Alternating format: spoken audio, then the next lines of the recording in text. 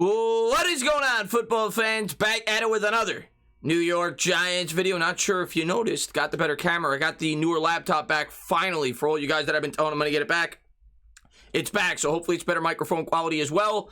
And tonight I'm going to be live with Bad Dog at about 10 o'clock on his channel. I want to get a quick video up for you guys. Kind of was waiting throughout the day for me to have some time and for the joint practice to finish. Being that this is the first joint practice the Giants have had in quite some time, I figured I'd do a video on it, some of the highlights that came out from it, but take it with a grain of salt. I'm also going to touch on Kyle Rudolph, being that that seems to be a story that's gaining some traction, and whether or not the New York Giants made a mistake signing this guy due to the fact that they knew he had to, he was going to need surgery, and it's looking more and more, at least likely, that he could potentially miss time to start the year. And I'll touch on all that throughout this video. But of course, today the New York Giants had the inter-squad practice with the Cleveland Browns. They're going to have another one tomorrow. Now, the first thing I'm going to say before I jump into all the highlights of how the players performed, like I've been saying this entire offseason, I don't take much into practice, into scrimmages, even into preseason games, because you're not getting the full story, right? In preseason games, teams are coming with a vanilla playbook. Not to mention the Giants don't have their full arsenal of weapons. In a practice like today, you can't even sack the quarterback. And yes, well, Jarvis Landry had a great day. Jarvis Landry also knows he's going up to catch passes without the risk of getting knocked midair by a guy like Blake Martinez, being that there's no tackling. So it's really hard to really gain any knowledge about your football team. I think the big thing you take out of this is everybody got out relatively healthy. Barkley looked good in the individual drills. Goliday was catching some passes, not running routes yet, along with Kadarius Toney. They were kind of sidelined, but it sounds like Joe Judge is being very cautious, and I still expect all of those players to be playing by week 1. Like I said, Barkley looked really good in terms of his mobility when you saw some of the videos on Twitter of him running. So that's really good news there. I'm going to get into what Joe Judge had to say about Barkley and why they are taking their time, as they should, with his rehab. But the first thing we're going to talk about is Kyle Rudolph, and this is kind of a big story, I guess, that came up due to the fact from Gettleman's press conference, and now a lot of people are talking about it, about whether or not the New York Giants made a mistake. Let's talk about the quotes first, and then I'll give my full opinion on Kyle Rudolph, and then we'll jump into the highlights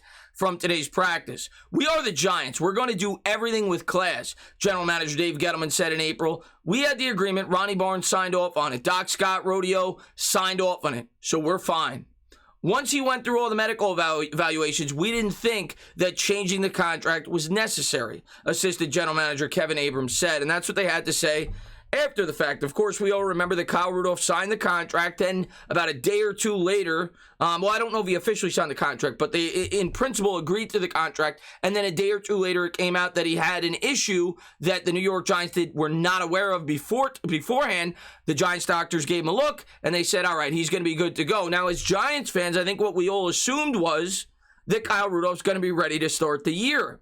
As of now, Kyle Rudolph is still on the PUP, and the regular season is just about 3 weeks away, and if he's not able to come off the PUP, the player unable to perform list, he will not be able to return, I believe, until week 7. I think you're forced to miss the first 6 weeks. So the question that is raised here is, did the Giants make an error in signing Kyle Rudolph? And my answer to you guys is this: it's too early to tell.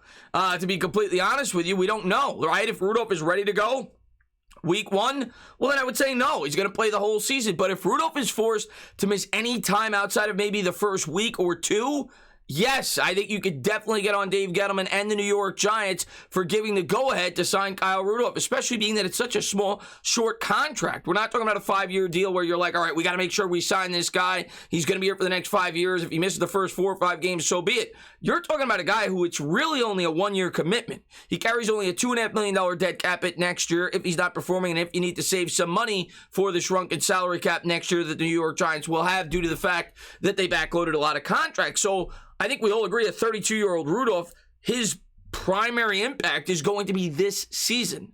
So if Rudolph does not play until week 7, yes, I think Dave Gettleman should absolutely be criticized for that signing. Now, I'm not going to criticize him or even critique the signing until we hear more about the story, right? Right now, you got a lot of people that are looking to come up with stories, looking to come up with drama. So I'll wait it out. I'll see how Rudolph looks as we're getting closer and closer to the start of the season. And if he starts at the beginning of the year, it's a non-story.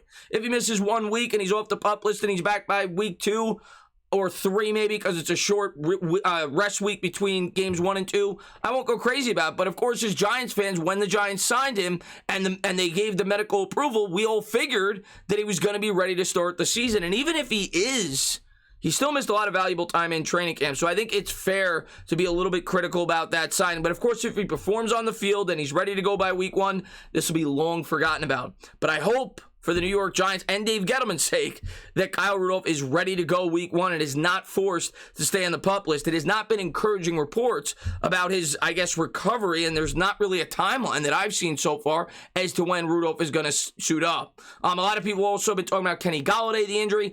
I think they're being cautious with that. We've seen Kenny Goliday catching footballs. We've seen him on the field. No, he's not running full routes. He's not in team practices. I think the Giants are being very cautious there. They know that he's a huge part of this football team, and they don't want him to re-aggravate that injury. So I'm not going to read too much into that. I know some people on Twitter said today they were panicking. I'll give it another 2 weeks. We'll hear about that. I still fully expect both Tony and Goliday to be suiting up week 1. But Rudolph, I think there's a question. Next up, we're going to pull up, and now we're going to talk about some of the things that came out today from the practice. We're going to limit the contact at this point, Judge said, when talking about today's practice. Before it started, him and Stefanski came to an agreement that they're not going to be looking to smash heads. They don't want anybody getting hurt, so on and so forth. He's definitely advancing in his this is talking about Saquon Barkley. He's definitely advancing in his rehab. We're going to keep on pushing him as far as we can. Going against another team in competitive drills, we don't think that's the smartest avenue for any of our players coming off of an injury right now, which would further explain why Golladay's not out there, Tony, so on and so forth. So we're going to be careful with Saquon, but he is progressing in his rehab, which is great news. And from the video evidence that I've seen so far, in terms of how he's rehabbing, I think he's going to be ready to go week 1. I think Saquon Barkley looks pretty damn good, but of course we won't fully know until he starts going out there during contact drills. This now coming out from Logan Ryan talking about, I guess people were talking about whether or not the New York Giants may be getting into some fights after the big brawl, and I still don't know why this was such a big story. It was the first day with the pads on. I continue to say that, and now right before I make this video, another big story comes out that the Rams and the Raiders had to stop practice today because of a brawl. It's training camp. Guys are excited. They got the pads on. Brawls happen. There were no injuries. It is what it is. But this is what he had to say when asked about whether or not the New York Giants may have a fight. And he talked about how Joe Judge talked to the team ahead of time and said, make sure none of that today going in the joint practices. We had our fights already, cracked Giants defensive back Logan Ryan, referring to a wild brawl at New York's camp recently. So it was just work. We talked before, a couple of leaders on both sides. I just don't think the intensity was even close to that level to get to that fight. And of course, you know, the intensity, it seemed like more of a friendly atmosphere. And like I said, nobody was tackling one another. So really the only, I guess, area where maybe there could have been a fight was with the offensive and defensive line, but obviously didn't happen today. And came out that both Stefanski and Judge talked to the teams ahead of time about that. This coming out from Dan Duggan talking about the performance of Lorenzo Carter, which I think is very encouraging. Carter last year, if you remember, really excelled in training camp and in the preseason. I think he had like a 4 or 5 sack game. He had like a multiple sack game. I don't remember if it was a preseason game or a scrimmage.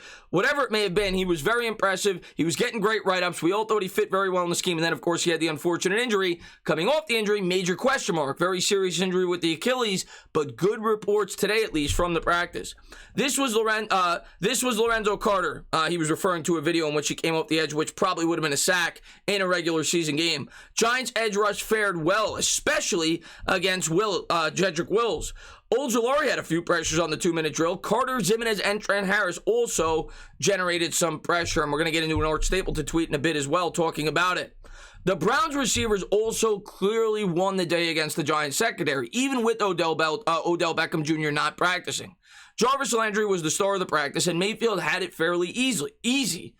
Which I got this from a Cleveland site. So that's why you always have to, I guess you always have to, like, you know, look at where you're getting your sources from and don't take it too much one way or the other. The Giants beat reporter said that we got a lot of pressure. Cleveland said that we didn't get too much.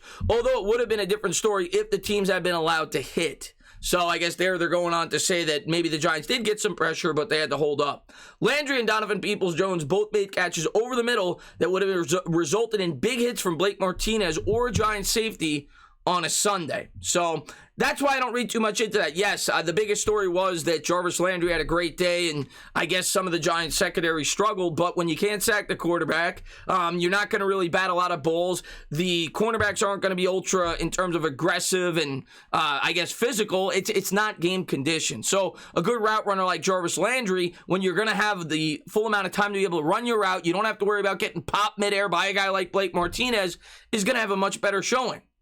They made some good plays. We didn't make enough, said Giants safety Jabril Peppers, who was traded from Cleveland to New York as part of the Beckham blockbuster in 2019. Higgins caught what I guess would be the game winner. Can't allow that to happen. It was a great competition, much needed work. Now, I'm going to get into exactly what happened on that play, but if you watch the video, it would have been a sack. I think Carter laid up. There was a good 2 or 3 seconds where Carter was just standing right in front of Baker Mayfield. But because it was a scrimmage, because he couldn't hit, it allowed Baker Mayfield to throw the football with a clean pocket, which resulted in essentially a Hail Mary touchdown for the Cleveland Browns. This coming out from Art Stapleton. The Giants defense held up well, all things considered, and got a lot more pressure on the Browns offensive line than anticipated. Of course, the Browns have one of the best offensive lines in the NFL, if not the best. And he talked about that the Giants defensive line actually held their own. Carter Zimenez and Azeez Ojulari all flashed. Trent Harris should have been credited with a sack on the Baker to Higgins Hail Mary for the touchdown in the 2-minute drill. So, good report, and again, it's practice, but a good report nevertheless about the defensive line today overall. Very good reps for Andrew Thomas and Will Hernandez in the first round of offensive line versus defensive line, and they were showing some video clips of Will Hernandez in particular. Will Hernandez looks like a different player. We saw it in the preseason game. I'm so excited to see how this offensive line operates on Sunday against the Cleveland Browns. But more and more good reports about both Thomas and Hernandez, two guys who I think we all agree, should take a major step up this year for the New York Giants. And then finally, I just wanted to show you guys this picture. It's not a video, it's a still clip that I was able to receive. But this happened after the fact. Once the practice was over, Dan Duggan took this picture. And this is what he tweeted. Practice is over for the Browns. Giants are still conditioning. So you see the Browns all huddled up, talking to their coach, talking, to the whole coaching staff. And the Giants on the field over were doing full sprints. And as a Giants fan, I love to see it. To be completely honest with you, I love that Joe Judge stays on top of these guys, and he's going to work them to the bone. He's going to make sure they're ready to go by the start of the season. I just thought that was a funny picture, but just wanted to go over some of the highlights today from the practice. I'll have another practice tomorrow. Sure, I'll have a video up on that. It'll be live on Bad Dogs in about an hour and a half, so come on over there and check that out. And yeah, we'll talk soon. But as always, guys, if you like what you watch, please subscribe. Drop a comment. Maybe give me a little thumbs up. Cheers.